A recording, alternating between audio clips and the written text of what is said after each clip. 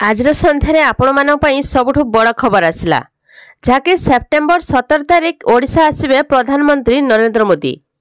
September 17 होछि प्रधानमंत्री मोदी जन्मदिन।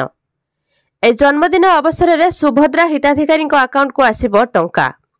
एने मुख्यमंत्री मोहन चरण माझी बड़ घोषणा करथिले। 11:35 वायुसेनार स्वतंत्र विमान रे भुवनेश्वर विमान बंदर रे पहुंचबे प्रधानमंत्री। यापर जनता मैदान को गस्त करेंगे। दिन 12 गोटे मध्य विभिन्न प्रकल्पर शिलान्यास करेंगे। यापर सुभद्रा योजनार आवेदन करिथिबा हिताधिकारी को प्रथम किस्ती टंका प्रदान करा जिवो। आपण माने सुभद्रा योजनार अप्लाई करछन्ते कि नहीं कमेंट बॉक्स रे कमेंट करके जणैबे। एबे सुभद्रा योजनार आ दरकार पड़िबनी ओटीपी। आधार सहित मोबाइल नंबर लिंक नथिले सुभद्रा योजनार आवेदन करि परिबे। एथिपई ओटीपी रो आवश्यकता नहीं। कहबाकू गले सुभद्रा योजना को संपूर्ण रूप से ओटीपी मुक्त करा जायछि। योजना अनुसार 4 सेप्टेम्बर संध्यारू सुभद्रा योजना फॉर्म दाखल आरंभ होइछि।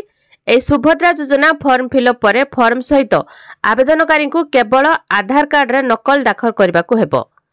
ए पूर्वरु उपमुख्यमंत्री प्रभाती परिड़ा कहिसंती जे सुभद्रा योजना आवेदन पई कोनोसी शेष तारीख घोषणा करा जाय नहीं। 17 तारीख पर मध्य आवेदन करि परिबे। तेबे सेमाने मध्य सुभद्रा योजना रे समान अनुदान पाइबे। 1 जुलाई 2024 सुधा 21 वर्षरू कम 60 वर्षरू अधिक होइथिले पाइबेनी। सुभद्रा योग्य हिताधिकारी को मिलिबो सुभद्रा एटीएम कार्ड। समस्त योग्य हिताधिकारी को 5 वर्ष रे मिलिबो 50,000 टंका। 5,000 लेखाए वर्ष को 2 थर 10,000 टंका मिलिबो। वर्ष को 10,000 करी 5 वर्ष जाय मिलिबो 50,000 टंका। आउ वर्ष को 2 थर प्रथम किस्ती राखी पूर्णिमा, द्वितीय किस्ती मार्च 8 रे मिलिबो। अधिक डिजिटल कारबार कले पंचायत रु 100 जन को अतिरिक्त 500 टंका मिलिबो।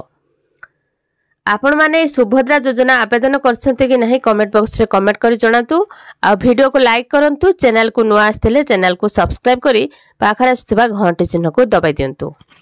जदि आपण माने एई पर्यंत सुभद्रा योजनार आवेदन करिनांती तेबे आपण मानक पई ए होछि खुशी खबर जे 17 तारिख पर मध्य आपण माने एही योजनार आवेदन करि परिबे।